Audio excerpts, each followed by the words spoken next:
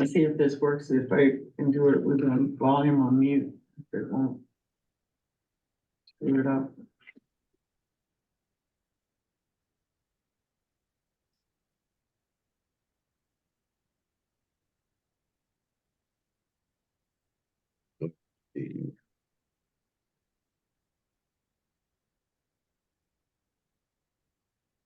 Don't have the complete list because when I tried to print it up here, part of it was cut off.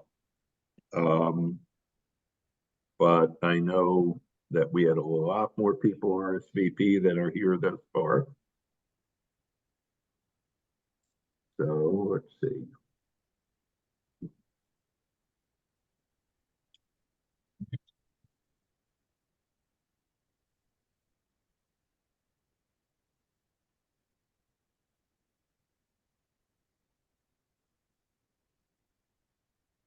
Okay. So according to the RSVP list that we have, we're waiting for 6 more people. So I'm not sure if you want to hold off or. Well, I'll wait till 10:05 and then we're going to start. Can I ask staff if, because you have the list of who has RSVP'd, could you check? And I think there were 4 that were tentative as well. Can somebody there quickly call them and find out if they're joining or not? The Sure. ones we're missing. Okay. But I'm planning on starting at 10:05, which is about a minute from now. I'll contact Dr. Moran by text. So. Okay. I'm text Dr. Hannaberry.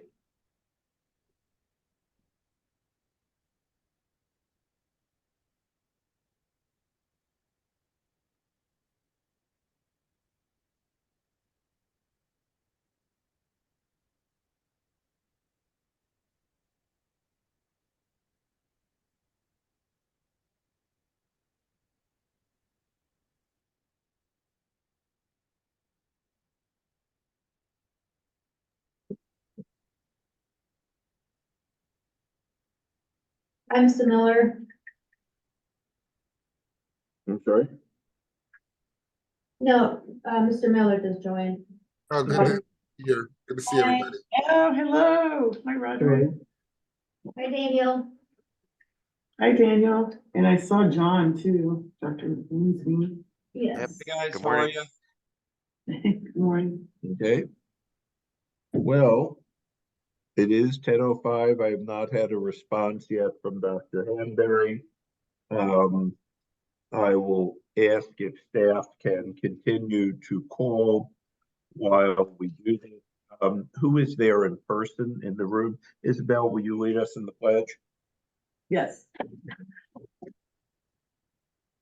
It's just council staff in the room, Senator. Okay.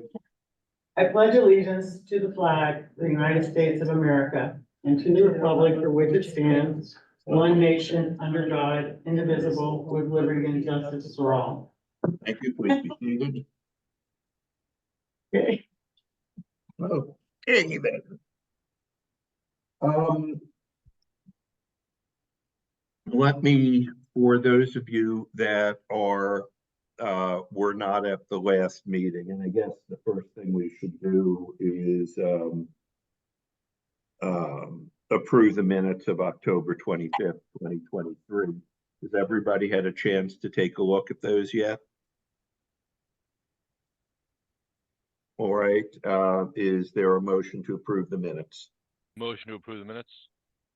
Thank you. That was Steve Hudson, seconded by, let's see, Dr. Wensveen. Are there any additions or corrections? If not, all those in favor, please signify by saying aye. Aye. Opposed? Show the minutes adopted unanimously. The reason that we're here, first, I guess, let's call the roll and let me see who is here. Dr. Hanberry said he's delayed and will join in about 5 minutes. Can somebody call the roll, please? Do you already call? Oh, okay. Rick Beasley, David Datch, Dr. Hanbury, Brando Vitale, Dr. Moran, Chair Geller, Here, Oliver Gross, Stephen Hudson. Here. Roderick Miller. Here, Who's there? Yeah. Daniel Seams. Here. Newton Sannon, Here. TJ Villamil. Carol Hilton. Michael Bateman for Carol Hilton. Drew Bartlett. Corinne Boutros. Joseph Corradino. Nelson Fernandez. Dr. Guevara. yeah, Bob Spindell. Bob And is up here with me. John Wensveen, Dr. Wensveen, I should say. Here. Yes. And that's it. All right, I'm sure we will be joined by additional people shortly. Let me ask, do we know if Joe Corradino is still president of Miami-Dade League of Cities? What, I am not sure, but we can follow up with that. we'll update the list on her.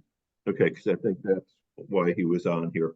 All right, we will, again, this is not the best day to have a meeting, but it's been long scheduled, and as I said, the reason it's not the best day is I'll ignore Florida Association of Counties, but today is both Broward and Palm Beach days.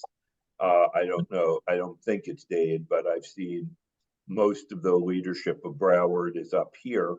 Matter of fact, I said I had dinner last night with Bob Swindell, and I've seen other people on this list. Here. For those of you that don't recall, we did the CEDS project, the Comprehensive Economic Development Strategy, which we are required to do. The South Florida Regional Planning Council is the economic development agency for Southeast Florida for the Economic Development Administration of the United States Department of Commerce. Try saying that in one breath. I have served on numerous blue ribbon committees in the 20 years I was in the legislature, the 7 years I've been either county commissioner or mayor, and during the time that I was out of office. I have never served on a committee with leadership like this one. I was very reluctant to let this kind of leadership go just dissolve when we spent so much time putting it together. And in fact, we are looking at adding a number of groups, some of directly representing some of the largest employers in South Florida. For example, FPL, JM, perhaps some of the largest banks, etc. And we're open to suggestions as to who else should be on. What we wanted to do was spend the next year or so working on a topic. We had come up with a number of topics, housing, transit, water. There were several others. I think we had 6 or 8 that we asked people to submit topics. We took a vote, and the top issue was that issue of housing is the single biggest critical issue affecting South Florida. And since this is the business leadership of Southeast Florida, we're going to try and reach consensus on the broad outlines of the business case for aligning local housing and transportation policy in South Florida. Typically, housing is the single biggest cost for employees to live. Second is frequently transit, and if we can deal with transit-oriented development, we can deal with both of those in one step. We're going to try and identify today the broad outlines and identify volunteers to serve on committees and have committee members or their designees participate in subcommittees that we will also identify today. The overarching goal that we're going to have is to have a policy agenda that has the broad support of the South Florida business community in prioritizing future investment. And again, I believe that we're going to do this primarily trying to deal with transit-oriented development, but we'll look at others because we want to look at housing. At everywhere we go, we hear that that is the biggest issue. Now, speaking personally, and now I will be very parochial, because I don't know the numbers in Dade County, but I can tell you in Broward County, our 25-year average population growth is 14,000 people a year, approximately, to the nearest thousand. We also, and the number has been shrinking each year, but now we are approximately 2.1 people per household. I'm going to round it to 2. So I know that if Broward's population is growing by 14,000 people a year, and there's 2 people per household, that means we need 7,000 housing units a year just to keep pace with current population growth. Now, I've been in government a long time. There's a lot of laws I've been able to change. I have never been able to change the law of supply and demand. So I know if we build less than 14,000 units, supply and demand is going to push the price higher. If we build more than 14,000, actually more than 7,000 units, I apologize, then per year, then that should mitigate housing prices. Of course, the inflation, interest rates, obviously are all directly major components, but I can't do anything about those. We can't do anything about those. We can do things about building more units. In many areas of the country, if you're in Chicago, if you're in Texas, if you're in Detroit, and the urban core gets too crowded, well, all you have to do is build a little bit further away. It's called urban sprawl.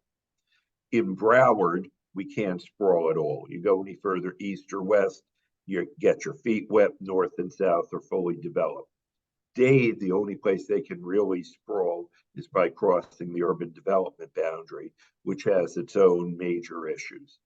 So again, I think we have to deal with issues of density, but it does also, the reason sprawl is not good is you really need to do this in the transportation corridors where you have trains, buses, other means of transit, which is why it's called transit-oriented development. So that's what we're going to do today. And part of this was to let everybody know what we're doing. Part of it was to stall and see if anybody else got on, and I don't see anybody else having gotten on yet. Isabel? Yes, Dr. Moran is joining us now. She was giving a talk in Apopka. Okay, so she's joining us in a few minutes. All right. Well, Isabel, since it's difficult for me to see who is on, can you please ask whoever is on to introduce themselves and what group they're representing?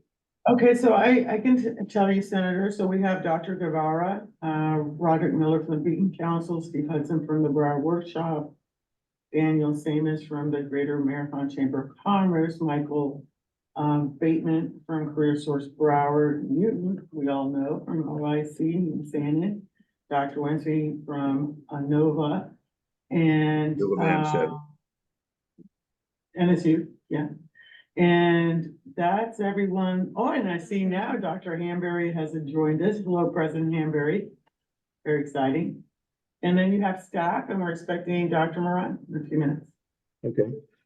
Well, Dr. Hanbury, you just missed my lengthy discussion on affordable housing. You didn't miss much. You probably heard it before.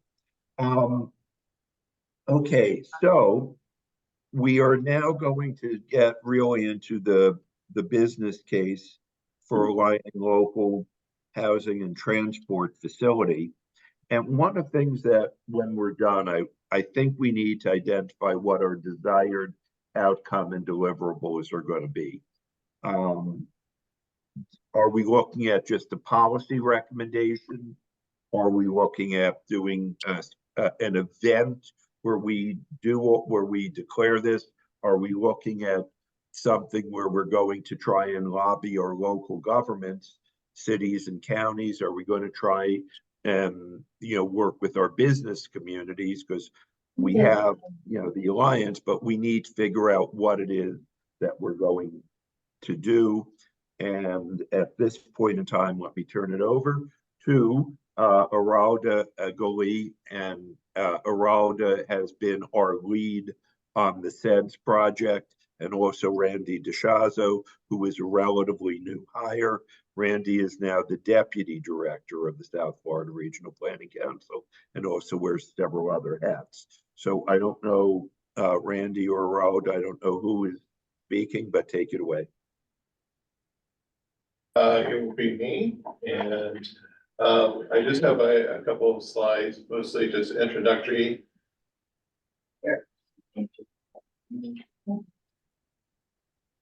All right, so this first slide is really just illustrating some of the points. You think? Sure. I think, excuse me, he's gonna move to the podium. I think it'll be better, Okay. more better, more better. All right. Here we go. So, you've seen this slide before, and it's really just some a little bit of additional context for what Senator Geller introduced us to.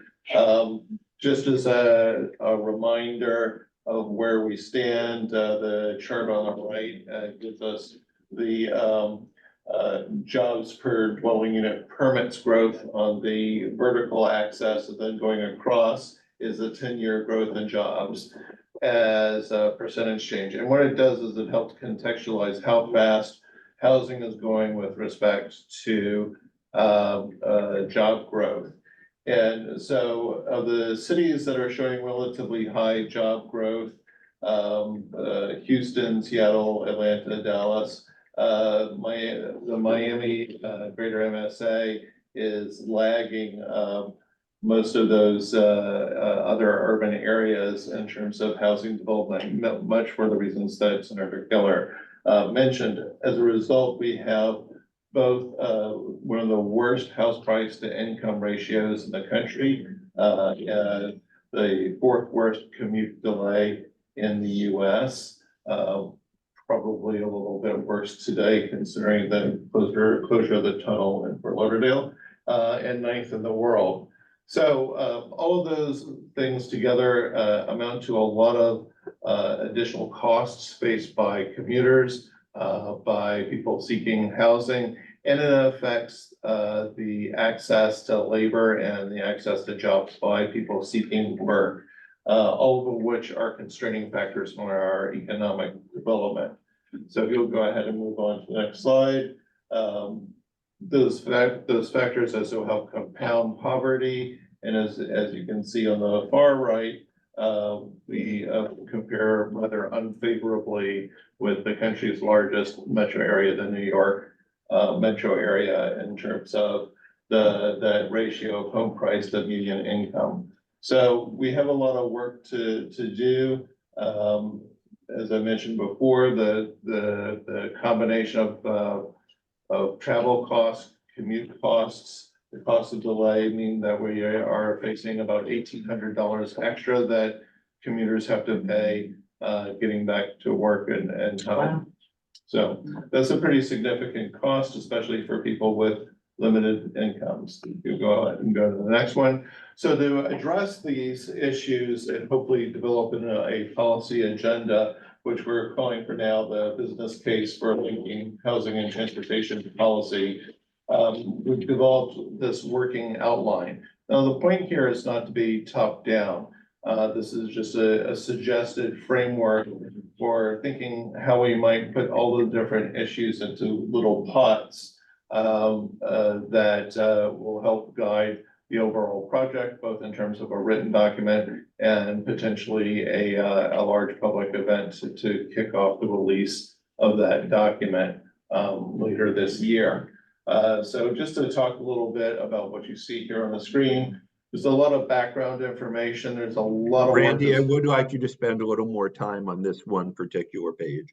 Yeah. No, the rest was just introductory that people would see where we've been. There's already been quite a bit of work, both in the policy arena and also in academic spheres on the background issues facing that housing and transportation connection. What we've done is we've outlined a lot of the major issues facing South Florida. First of all, what is affordable housing? How is it different from workforce housing? Why is it important? For a bunch of the same reasons that we've just discussed. Of course, the local act is clearly an important factor in play here, and so we need to discuss exactly what the impacts of that will be. Property insurance is a third cost that is impacting home ownership and will continue to be a problem facing commuters and other workers in South Florida. And then we're going to start addressing some of the potential solutions, one of which is in transit-oriented development.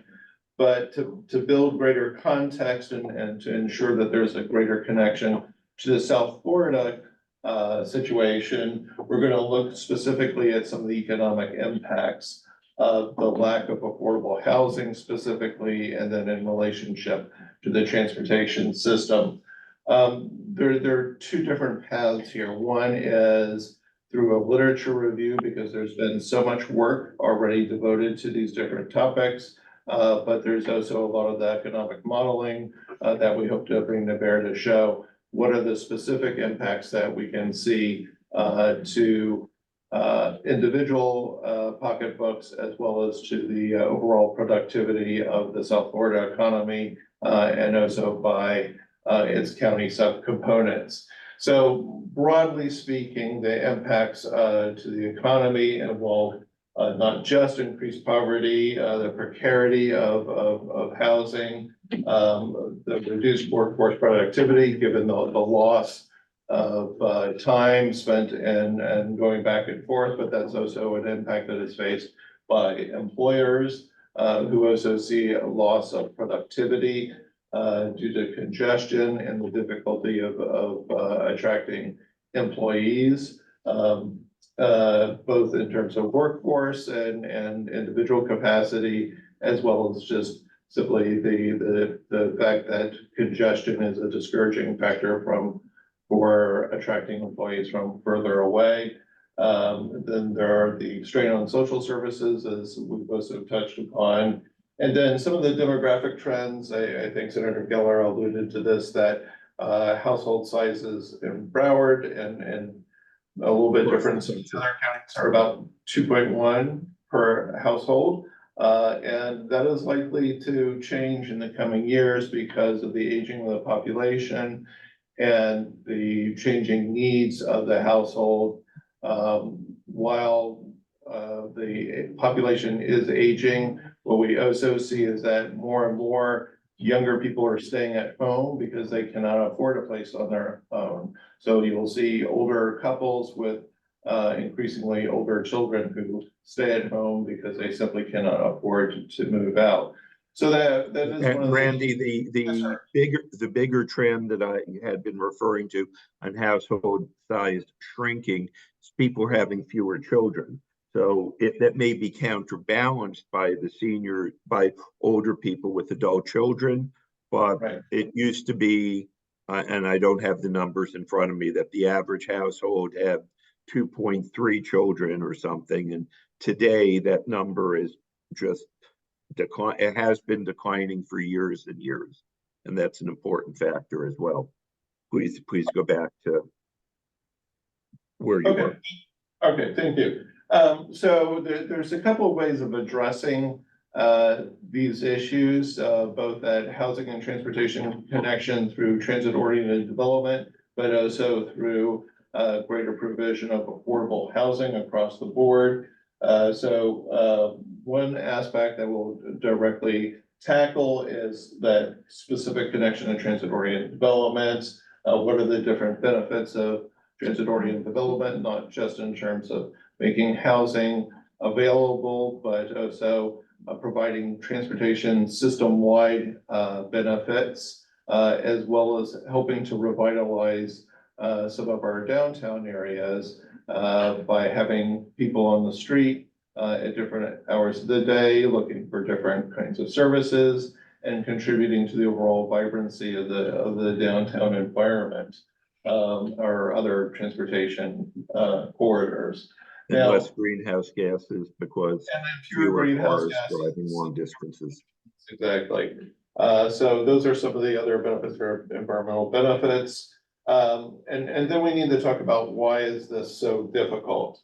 So there's zoning and land use regulations. We'll also be circulating a copy of the Geller Amendment, as I think that is one of the other important proposed solutions to this problem. So we'll be addressing the local regulatory environment, what we'll call contextual issues. So what are the broader patterns of land use? Because you just cannot put a single TOD down in one particular location. You have to talk about what the overall urban fabric is like, and the issues related to retail and the other sort of ground floor activity kinds of problems that face TOD development that a lot of developers are reluctant put in retail given the overall saturation of retail and many of those transit heavy corridors.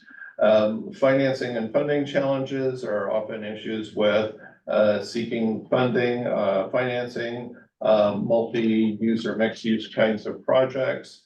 So overcoming those, as well as the many questions that come from community resistance related to, well, this will draw more local congestion or it will negatively impact property values. And there's been a lot of empirical work that's already been written to help address some of these questions, but it's worth putting that together and in an accessible manner to help provide some guidance in terms of where we go and developing policy. And that really brings us to the solutions. We can come back to the Geller Amendment as well, but some of the other kinds of partnerships, fixed income housing, and then some of the specific solutions, not just related to TOD development, but also to helping to reinforce pedestrian access, making access to attractions easier for people on bicycle, and to overall reduce the confrontation between automobiles and pedestrian and bike users. And a lot of this can already be accomplished through giving some illustrations with case studies. I hope to bring a few guest speakers to help address this and summarize the lessons learned. And then the conclusion is not just to summarize what are the economic impacts, but hopefully some of the benefits that we might see by better aligning housing and transportation. And then to really close out with what are we specifically looking for, and with a business case kind of spin on this, what we're really hoping to get is a business community advocacy for what the overall implications and recommendations will be out of the project. And Thank you, Randy. Okay, let me say a couple of things. First of all, again, the last part, call to action and policy recommendations. We are all too busy to just be part of another think tank. Whatever we come up with, I think we want to make sure that it is something that, you know, we are actively taking steps to make sure that this occurs. So I think we need to think about that as we proceed. Secondly, and maybe we should add this, one of the reasons that South Florida's housing is among the most expensive in the nation is the way we measure. It's as a percentage of local income. So South Florida has relatively high housing costs and also relatively low wages. As in my years on the county commission, I have concentrated on creating more highly paid jobs. So if we are able to bring more highly paid jobs to Broward and to Dade and to Monroe, that is something that would directly affect the affordability issue. And I mean, in Broward, I've worked on things like the trade jobs, the Levan Center, the what is it, the blue economy with the, Right, I'm sorry? it's a yes. Yes, I'm trying to recall the name of the group, which is the South Florida. It's the 4 universities. They're Marine marine Research Hub? groups. I'm The sorry. Marine Yeah, the Research Marine Hub? Research Hub. Thank you. welcome. So again, we need to remember that higher paid jobs are a direct issue that would lessen the affordable housing issue. And since you'd heard about the Geller Amendment a number of times, if you're in Broward, you probably know what it is. If you're in Dade, you may not. It was kind of a precursor of Live Local, with the exception being that it is all being done at the discretion of local governments. But what it did and is currently doing is it permits but does not require local governments to add residential units onto commercial properties, although it is requiring, if you do that, that you keep at least 10% commercial. And the local governments it also requires that you put in either a percentage of affordable housing, or alternatively, you can buy out of it, but it was 10,000 units. Bring that I'm sorry? forward and prioritize, where do we want our efforts toward, and then use that. I'm sorry, who is speaking? It would be Dr. We need Okay. that person to mute. That's it. Okay. Well, any rate, and I can give you more details on that later. Before I proceed further, I want to do 3 things. Number one, I wanted to announce, as I said, that Dr. Hanbury and Dr. Moran have joined us. Secondly, Dr. Wensveen has texted us some information. And Dr. Wensveen, did you want to speak on that or on anything? Sure. So you can hear me okay? We can hear you fine, sir. Okay. Yeah, so what's interesting is we're looking at different types of innovation challenges that you can put into a regional context that obviously require solutions. So affordable housing is one that keeps coming up as a recurring theme. So what we're doing behind the scenes is looking at what the primary themes are around that. So what I did in the chat message there is I put together a collection of the major headings that we are starting to collect. And then what I also said in there is that we're finding that there's some interesting case studies out there in the US and outside of the US. And for whatever reason, Vienna, Austria keeps coming up as the ultimate city that implemented solutions around affordable housing. So there are lessons to be learned. But I just wanted, for the purposes of our audience here, just to see the primary themes that we're looking at, because it's pretty expansive and pretty diverse. And it's really just for awareness if we take it into consideration as we look at the creation of committees and future work. It was just want to put it on the radar screen to let you know that behind the scenes that we're looking at this, but the idea is to go out to the community to do innovation challenges where you get stakeholders to participate, and it's not just a think tank, it's a do tank that we're actually implementing strategies. Thank you, sir. Let me bring up one other topic which I just thought of while you were talking. Actually, I thought of a couple minutes ago, but related to what you're talking about. Something that I have seen that there in a lot of places in this country is adding senior housing, which is something we're having huge problems with, at universities. And the reason is because the universities, many of them have medical schools, which is helpful. Many of them offer the type of enrichment that seniors benefit from. You know, they can audit college classes, there's the cultural aspects. So I've seen this going on a great deal in this country. I don't know, let me ask the university presidents, is this something that should be considered as an additional strategy here? Dr. Hanbury, or? I can only speak about NSU, but I know other universities have indeed seen housing, market rent housing, where older citizens would move. Now, we are building on our campus, not the university, but a private developer, 800 apartment units that will be available not only to the physicians or nurses or faculty or staff at the university, but the general public or anybody who wishes to live in an academic setting.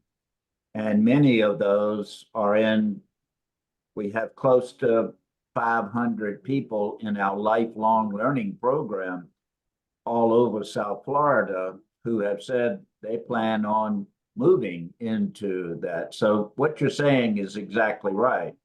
Now, the rents are not classified as affordable housing. The rents are market rate, but it's equivalent to the rates in Davie and in your district. So I think you will see older citizens, which will definitely help on the transportation problems on University Drive, because right now they get to the university by traveling, but many of those in our lifelong learning program have indicated they're going to move in. And I've even have faculty saying they're going to move there as well, especially some of our older faculty with no children and or younger faculty who have no children. So it's looking like people without children or new faculty members or new physicians or nurses in the hospital are the ones that will be moving into those 800 apartment units. So I think that's true. I also think the first point that was stated on the background, the housing and transportation connection, I feel that's a very strong positive correlation.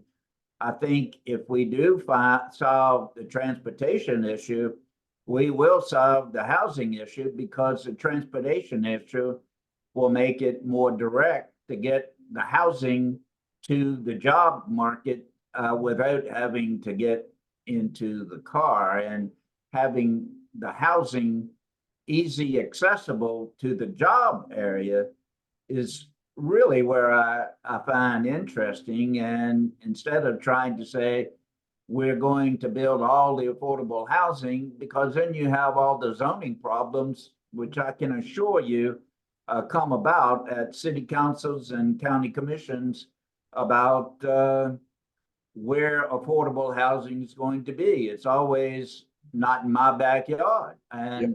And that's where the big problem is. So I think the way to try to avoid that is looking at a good, solid, direct transportation that can be quick, dedicated, and get to the work sites and connect the affordable housing with the work sites, just as Europe or northern communities or northern areas in this country have done hundreds of years ago. So I don't think we're thinking about reinventing the wheel. I think we just need to do what you're saying, work together and see what we can do.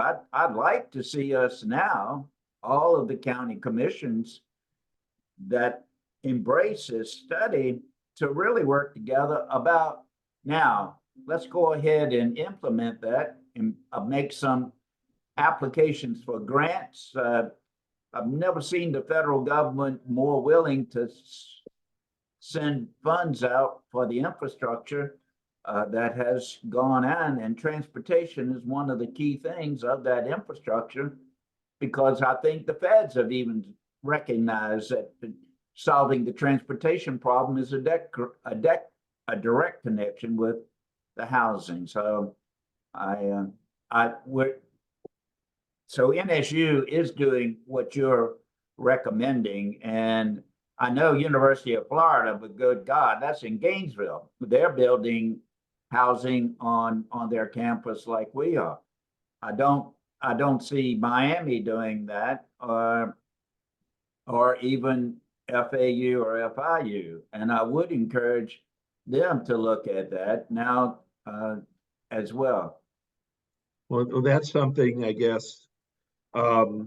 Randy, let's try and please remember that I'd like that added to here somewhere. Now, I've also seen, and I don't know which order, two additional hands up. So let me call on first Dr. Guevara and then Newton Sannon. And I apologize, I don't know which of you had your hands up first, but let me call on Dr. Guevara first, then a follow-up with Newton. Mr. Dr. Chair, I'll Guevara. let Newton go on because I know his hand was up well before mine. Okay, I can't see them is the problem. So I know about it when Isabel texts me. Newton, you're up. No problem. So a couple things. One, I just wanted to make sure I serve on the executive committee of the Beacon Council. Just want to make sure people got a chance to formally meet the new CEO of the Beacon Council, Rod Miller, just by way of introduction, while if you can wave so people can see you, and that makes so people got a chance to know Rod. As you know, the Beacon Council Economic Development Organization of Miami-Dade. So, Mr. Chairman, as you talked about, we're really busy. We're a regional committee, and so I want to beeline to your point about the solutions and kind of moving the agenda forward. One of the things you charged us with is we put all this work into the CEDS strategy and the plan. We put a lot of good work into that with the leadership of the staff. And let me offer a recommendation about how we take on these big, mammoth of issues in the most potentially effective and efficient manner. There are several substantial economic development activities taking place that are regional in nature, that naturally pull us together, that also have substantial assets to reconcile some of these issues. Let me give a very specific example. Most of us are working now on this Tech Hub grant challenge. It is incidentally by the Department of Commerce. It's about a $70-ish million opportunity, creating jobs, tackling climate change, commercialization, et cetera, et cetera. One, it's a regional activity, and it also creates economic development. It tackles one of our core central issues around with our strategic plan. Another example that's more localized in the county is, with Corey Larnigan, Broward County, the big transit has a substantial investment around a lot going on with transit. And so those are, again, big projects that at a very large scale we can rally around. So what I'm offering is, if we can take our goals and do a bit of an asset inventory of these substantial investments taking place, that can activate and oftentimes as a funding mechanism to get them done. Otherwise, I think it'll be difficult for us to get our arms around these big issues, just by way of offering that as a strategy, because otherwise There's no, the easiest way to get people working on something is when there's a specific project, specific funding and initiative behind it. So that's just what I offer by way of a strategy for us to begin to tackle from a solution standpoint. My final point is I asked your pardon, I got to jump and do a very quick presentation.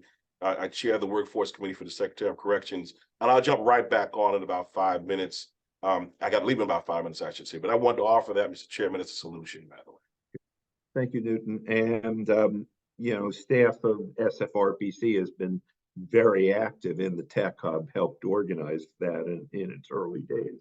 The other thing is, again, what we are previously voted on at our last meeting when we were looking at what areas you wanted to tackle was the topic that was voted on was affordable housing and transit. We voted basically that the merger of the two, TOD, I think is what we're really working on. Dr. Guevara, you're next.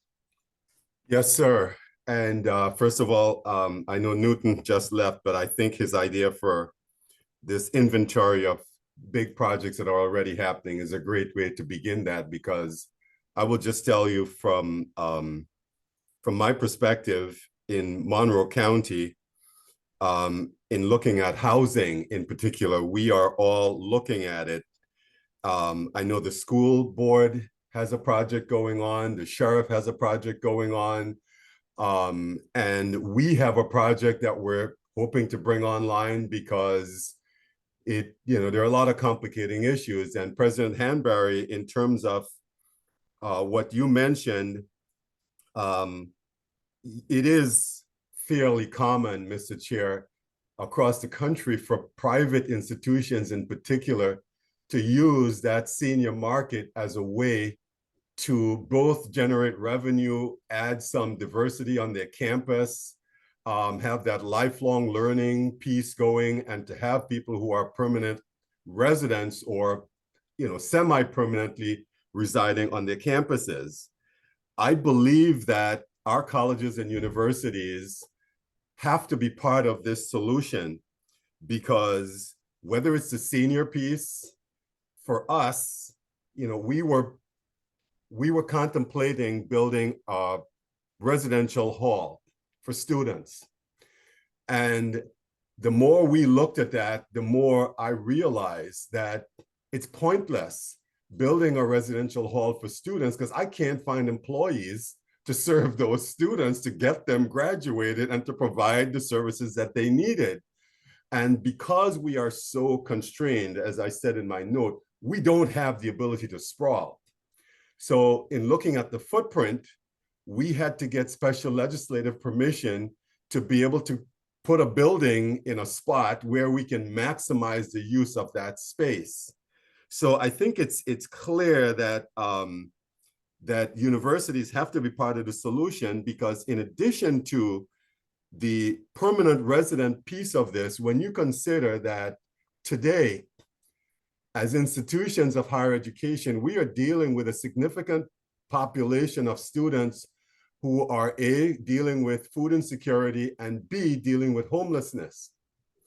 And anything that we can do within the guise of what we're doing to house students, even if it's just for 2 to 4 years, is going to matter in this larger equation of how we solve this issue. For us here in the Keys, to have projects like these where I can house maybe 10%, 15, 20% of our employees, it is even more significant here than it is going to be on the mainland, because we have that one major artery.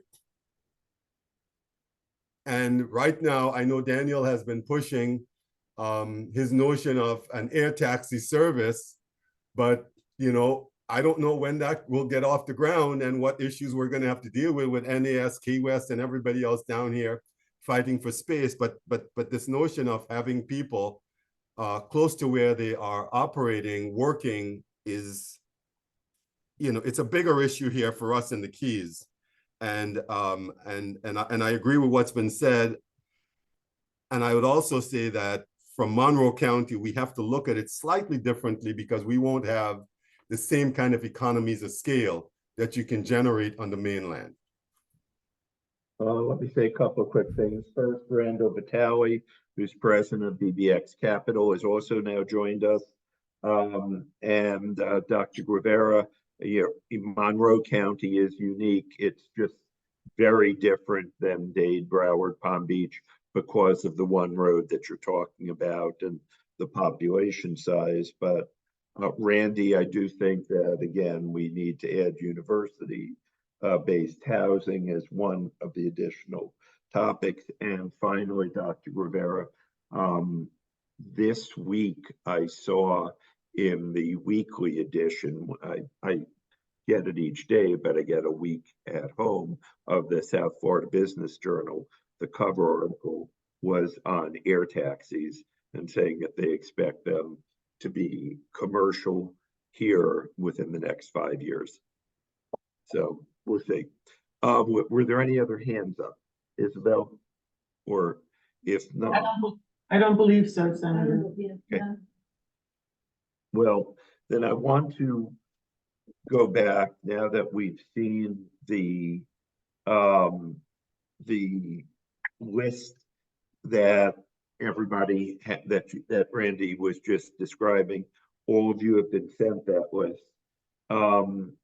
I think we should try and decide if we're going to have, 2 or 3 or 4 subcommittees to try and discuss some of these issues, what they should be. And let's just, spitball, as they say, come up with, some suggestions to start off, and then we can decide. I'm hoping we'll have a lot more than 2, 3, 4 initially, and we can narrow to 2, 3, or 4. One possibility is looking at, and let me go back to what Dr. Wensfein was saying. I mean, is that the subject for a subcommittee, or is that just internal staff work that we can do with other staff?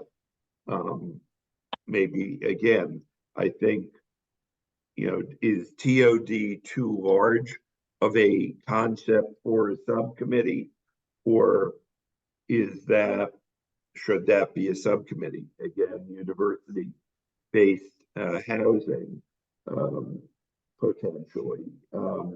Is land use, zoning and land use, is that an issue, or do things like the Geller Amendment and Live Local deal with those? What do other people think we should come up with for our subcommittees that either you or your designees can serve on? Anybody? We have a recommendation. Yeah, I was gonna suggest we Who is go speaking? by these sections. Who is speaking? Randy's gonna speak now. So just as a way of suggesting that we move forward, the first 5 sections of the outline kind of help chunk out where people might want to volunteer their time. I think that the university angle is a very important one, and I think it could provide some added value. And perhaps that could be one of the subcommittees. But some of these others, helping to just directly discuss the challenges, so having somebody with a finance background could be very helpful in guiding staff. Some of the other questions related to transportation would also benefit a lot from the local expertise in public transit. So just to help kind of break down where we might need the most help in terms of framing the argument. And then some of this relates to you as employers, that to some extent we need your input from the perspective of your employees, where we might understand what the challenges of those people are in terms of living and working in this region. So that's just a couple of ideas that tease how people might fall into these different buckets. Well, as I said, FPL has agreed to join last night. As I said, we are going to reach out to some of the other larger employers like, JM or Publix or, we already have BBX, but there may be, another, BBX is no longer a bank. So maybe one of the large, either national or largest community banks. So, we can certainly reach out to people like David Deck, who's the executive director of the SFRTA for leadership. But right now, I'm hoping we can try and figure out, Randy and others, 3 or 4 subcommittees. I don't think we want more than 4 subcommittees because it's just too many people, too much staff work and dividing up our people too much. Dr. Hanbury, what's your thought? Are you still on?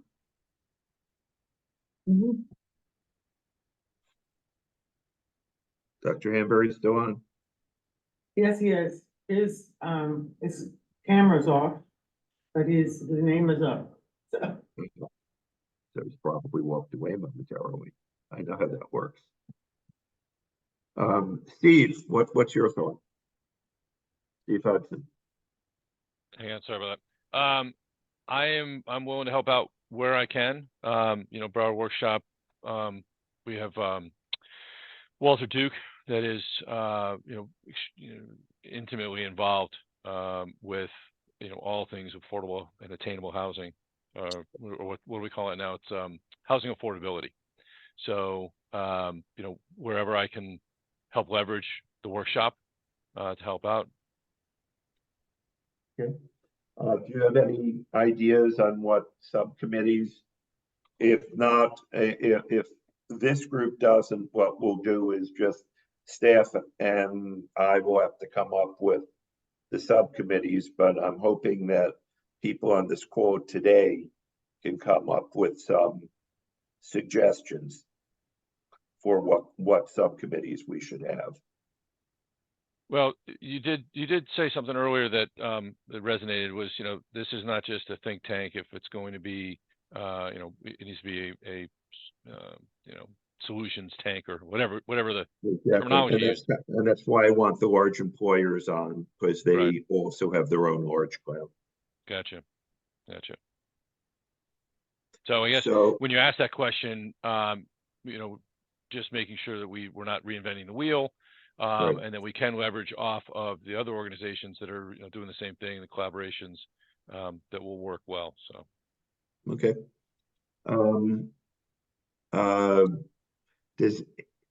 Again, I think we're going to do one subcommittee on universities. I think we should have one subcommittee specifically under the housing on TOD, because I think that is the most important, because it reduces overall costs, and can build downtowns.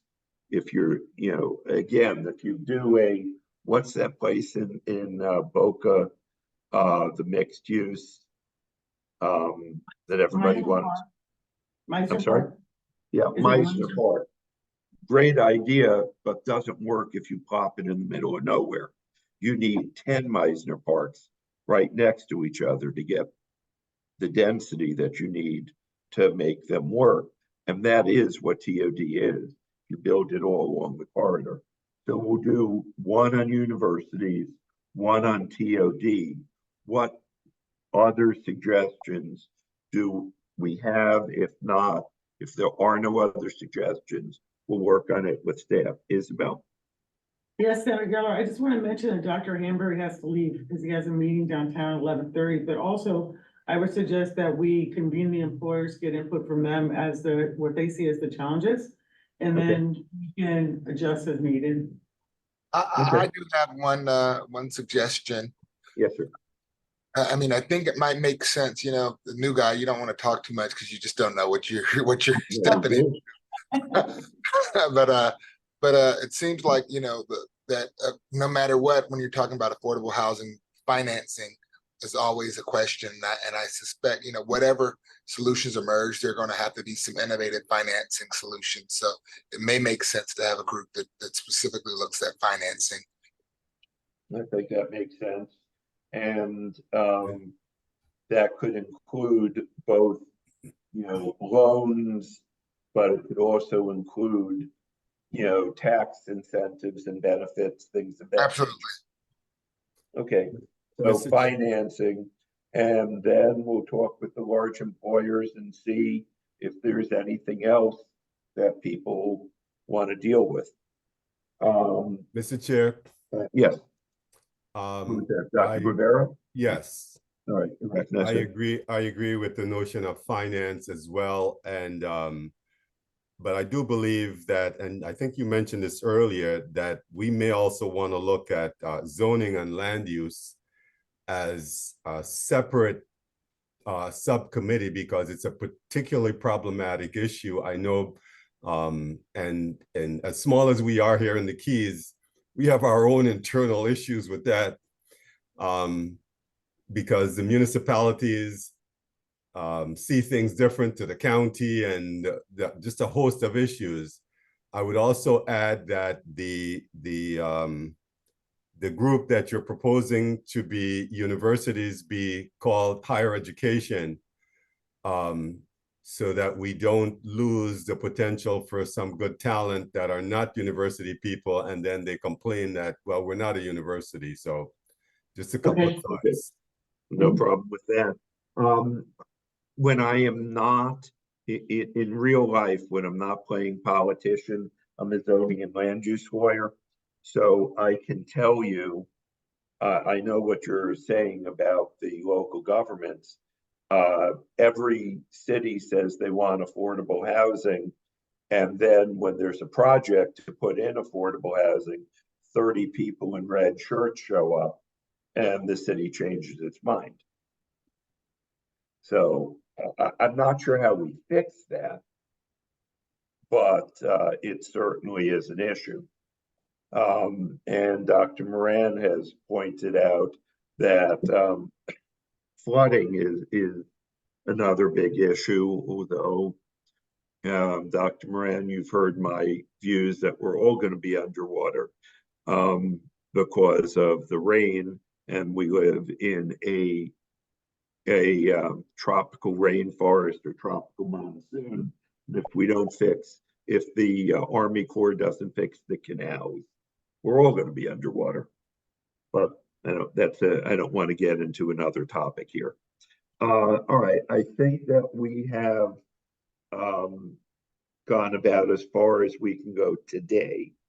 I'm going to ask staff to send to everybody, once we have the committees, a request for you to serve on certain committees. We'll first ask people to volunteer. If we don't get sufficient volunteers, we may, as the phrase goes, you may be voluntold that we'd like you on certain committees. And are there any questions or comments before we adjourn today? Yes. Just sorry, I was a little late. I had a previous commitment this morning, but looking forward to helping on one of the subcommittees. Good conversation as always, and these are challenging issues, but if no one tries to address them or tackle them, they will remain challenging without any progress. So thank you for herding the cats and kind of inching us forward. Thank you, Randall. I appreciate that. Any other comments?